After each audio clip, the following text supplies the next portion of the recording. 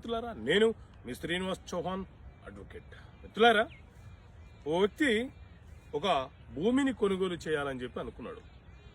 అమ్మే వ్యక్తి కండిషన్ ఏం పెట్టాడు అని అంటే, ఈ భూమి ఏ భూమి అయితే నువ్వు కొనుగోలు చేస్తున్నావో ఆ భూమిని నువ్వు మరొక వ్యక్తికి అంటే మూడో వ్యక్తికి అమ్మడానికి అవకాశం లేదు అనే ఒక కండిషన్ పెట్టి ఒక సేల్ డీడ్ని తయారు చేసి భూమిని నువ్వు ఈ రకంగా కొనుక్కో అని చెప్పి ఇతనికి డాక్యుమెంట్ ఇచ్చాడు.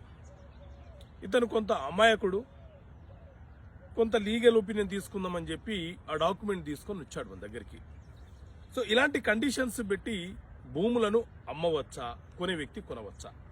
సో మిత్రులారా, ఎవరైనా సరే ఎప్పుడైనా ఏదైనా ఒక ప్రాపర్టీ మనకు గిఫ్ట్గా ఇస్తే అతను మనకు రూపాయి తీసుకోకుండా ఇస్తున్న ప్రాపర్టీ కాబట్టి అతను ఏ కండిషన్ పెట్టుకున్నా అది చెల్లుబాటు అవుతుంది. కానీ